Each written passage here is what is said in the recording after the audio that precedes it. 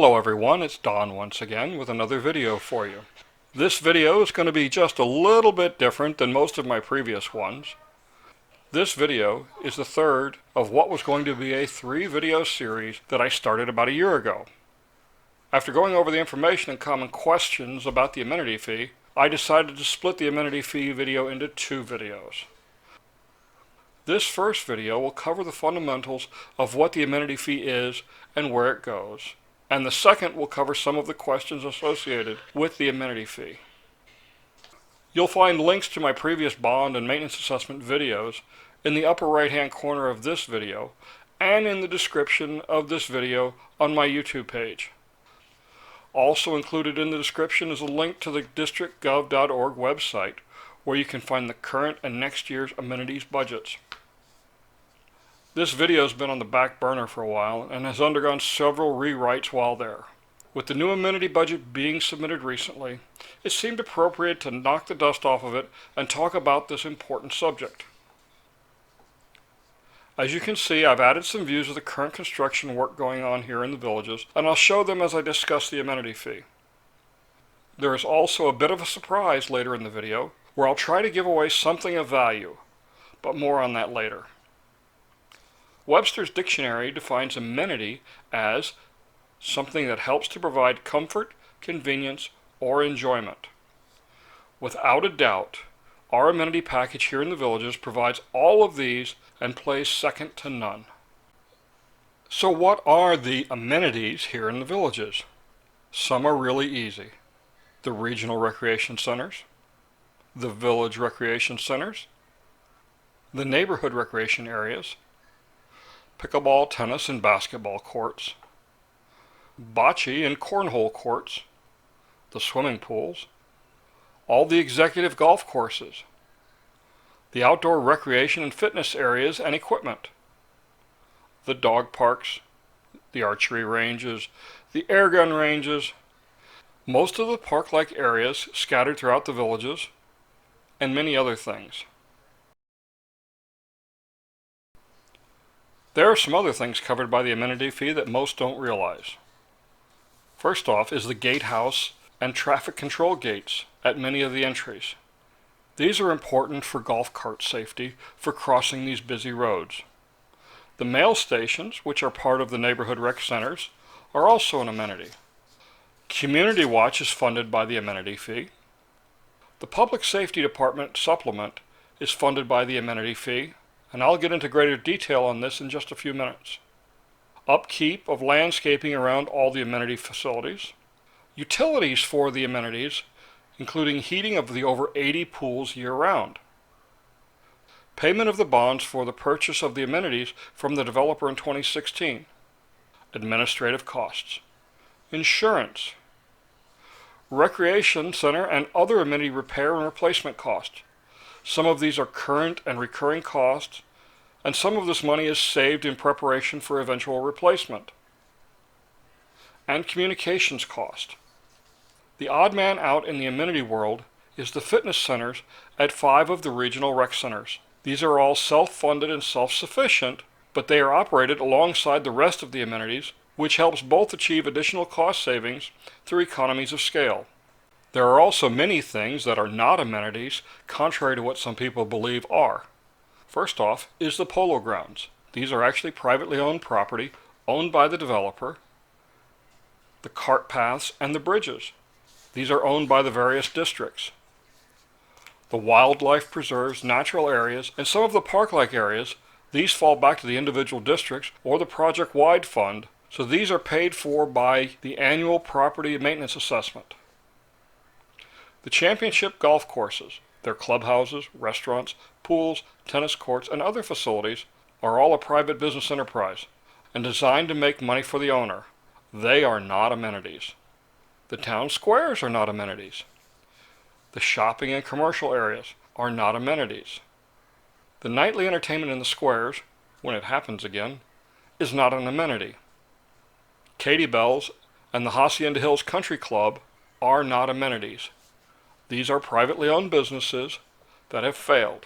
Their failure was inevitable because of the way residents treated these businesses.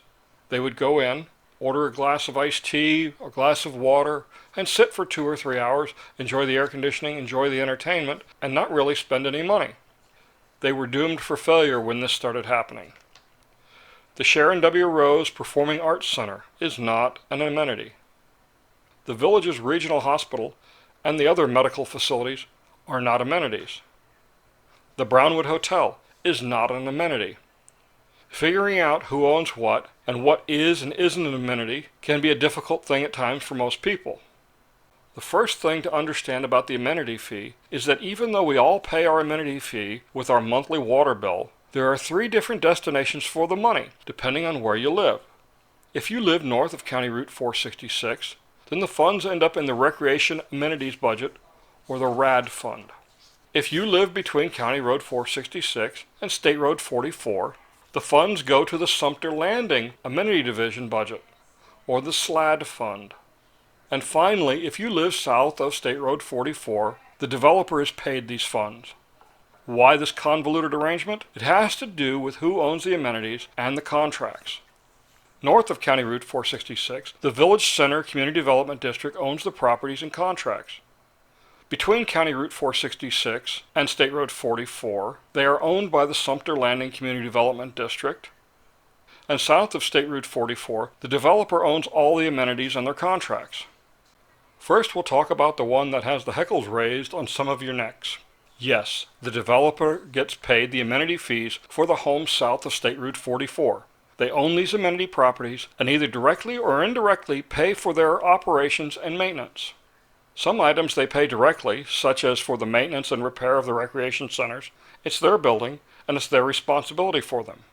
Some items are paid indirectly, through the Sumter Landing Community Development District to the SLAD Fund.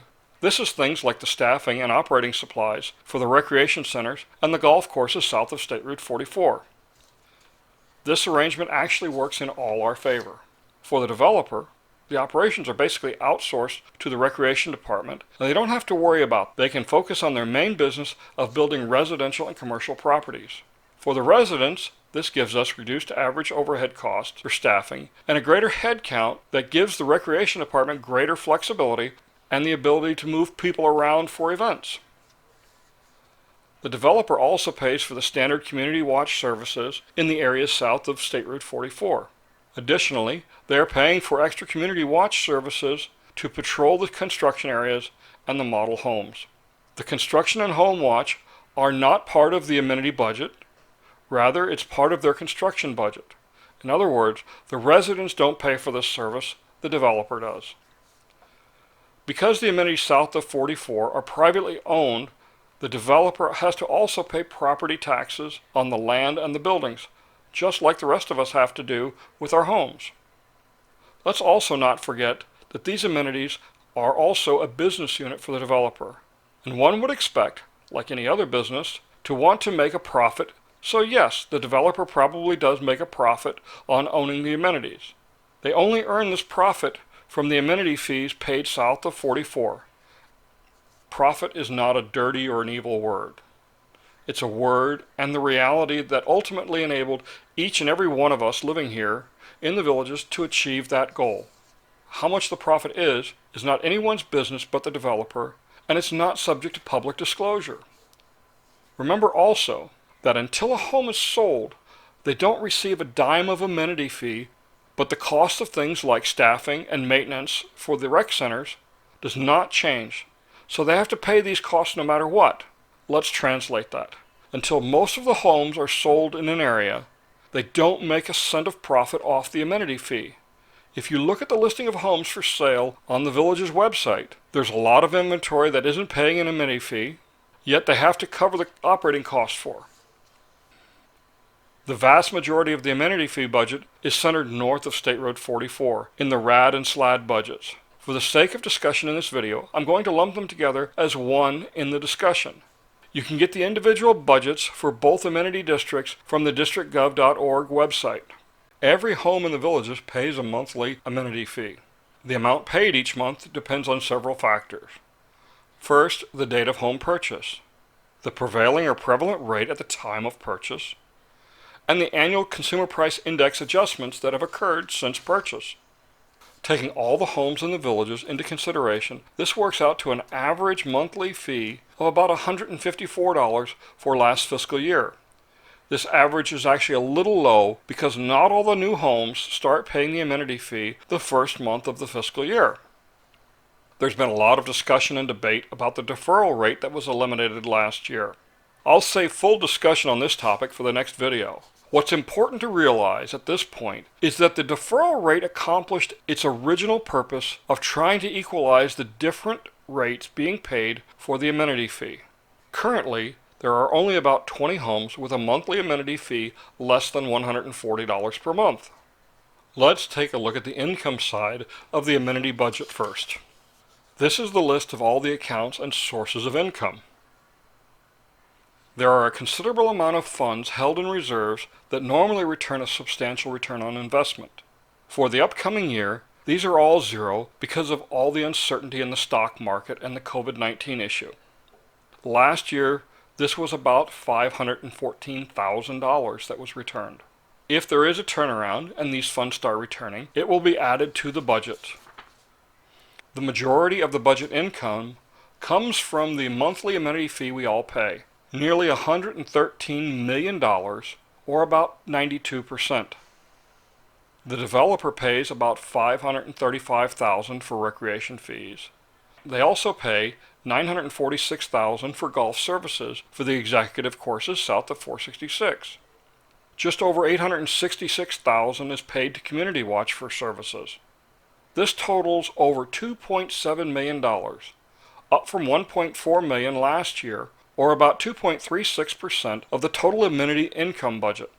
Remember, out of their amenity fee that they collect, the rest of the costs like maintenance have to be paid directly. The remainder of the funding comes from executive golf trail, cart, and greens fees, about $3.5 million. Another $3.5+ million from recreation events, rental income, and other miscellaneous income sources. Of this, $1.3 million also will be pulled from the repair and recreation funds for work occurring in the upcoming year.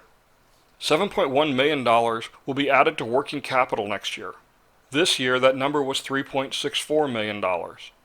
This actually shows up as a negative number on the income side of the budget. This number fluctuates from year to year. Think of working capital as the extra money you keep in a checking account, a bit of cushion in case something comes up or income is delayed. The goal is to maintain 3 to 4 months of expected operating expenses in the working capital fund. That's between $30 and $40 million in working capital. The amount added and taken from working capital varies greatly from year to year depending on costs to be incurred. The total net income for the amenity budgets is about $115.4 million for the next fiscal year. Again, the combined budget income is about $115.4 million. That's a lot of money. The big question is, where does it all go? Well, here's a list.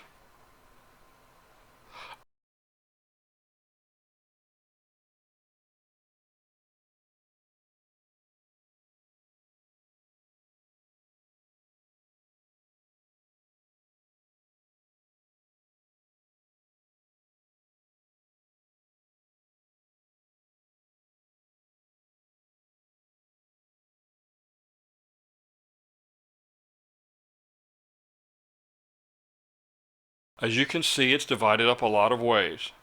So let me simplify it even further. I'll divide these up into a few major categories.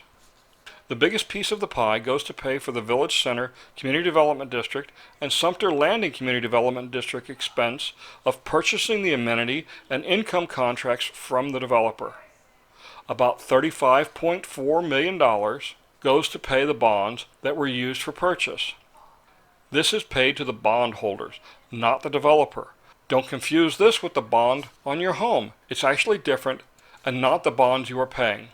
Also, contrary to what many believe, the residents do not own the amenities. They are owned by the two governmental bodies, the Village Center Community Development District and the Sumter Landing Community Development District, or they're owned by the developer for those south of State Road 44. While it goes mainly unnoticed, perhaps the most important expenditure is the $3.29 million that will be added to the public safety budget next year. This supplements the monies received from the county to run the fire stations. Each month, $4.08 of each home's amenity fee is allocated to this line item in the budget. The village's residents wanted a higher level of service and response, and this pays for it. Unlike many other costs, this higher level of service is easily quantified. Our firefighters have a 4.5-minute average response time to a call. That's an impressive number. How does this help? In the villages, the heart attack survival rate is 6 to 7 times the national average, due in part to this higher level of service. Is that worth 13 cents a day? And I think most others will agree, it is. Next year we will save $5.35 million in the Repair and Replacement Fund for the repair and replacement of the amenities.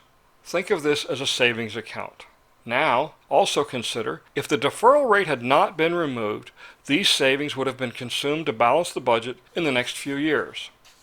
Next is the capital projects or improvements with a budget of just over $2.81 million. $7.9 million goes to fund Community Watch.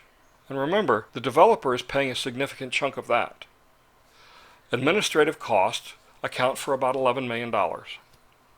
The cost of operating all the executive courses is just over $4.2 million next year. The expense for operating the rec centers, the pools, and other general recreational activities is about $13.5 million. Utilities will cost us about $5.1 million next year. Landscaping costs are about $4.6 million. It's a lot of locations, and it takes a lot of work to keep everything looking as good as it does. And the maintenance and upkeep cost for all the amenities is about $22.2 million. And lastly, about $894,000 for the communications and marketing package. This would include the Rec News publication, but I'll delve more into this in the next video. As you can see, there are a lot of things that the amenity fee pays for. All directly or indirectly contribute to the overall lifestyle here in the villages. Again, these are some big numbers. But remember, there are nearly 60,000 homes and over 120,000 people living here, all of whom came here for the lifestyle that our amenities help provide. There is one last thing I'd like to bring up of great importance. The district budget and finance departments have their work cut out for them. There are over 74 revenue sources I've shown here, and 63 expenditure budgets that need to be tracked. And that's actually doubled because there are 2 amenity budgets here, the SLAD and the RAD budgets. That's on top of the 20 budgets and hundreds of accounts that they have to maintain for the various districts. The finance director, Ann Hawksprung, and the budget director, Barbara Kays, and their staff are hugely underappreciated by residents for all the work they have to do each year. To Ann, Barbara, and your staffs, thank you all so much for the hard work you do for us every day. I know this is a lot of information and a lot of money we're dealing with for this very important part of what makes up the village's lifestyle. In Florida, all the public records and meetings are required by law to be open to the public. If you don't believe what I'm putting out here, you're free to review these records and the policies for yourself. Your starting place will be at the districtgov.org website. That's the amenity fee and budget. I hope it's been informative and useful for you. Oh wait, I forgot. I was going to tell you about how I'm going to give away something of value. Well, here it goes. In the next video, I'll give you the details on how I'm going to try and give away $1,000 to 10 people. So a total of $10,000 I'm going to try and give away. In the next video, which will be out in about a week or so, I'll discuss the deferral rate. I'll also discuss the topic of the developers making a windfall profit off the amenity increase and removal of the deferral rate. I'll talk about the 3 ways to increase the amenity fee. We'll discuss the AAC and the Project-Wide Advisory Committee and why there is no AAC south of 466. I'll discuss the hotly debated recreation news and why there was a big jump in the rec news cost north of County Route 466 a couple of years ago. We'll talk about the town square entertainment, the lofts, the developer's involvement in the amenities. I'll look at the issue that the developer has forgotten about the north end and is only interested in making money at the southern end of the villages. Also, I'll talk about the developer isn't building amenities first like they did under Harold Schwartz and Gary Morse. It's just the kids being greedy. And lastly, I'll discuss why we didn't get a refund for our amenity fee since they were closed for the COVID-19 outbreak. That's it, folks. I hope you've enjoyed your video. Have a good evening.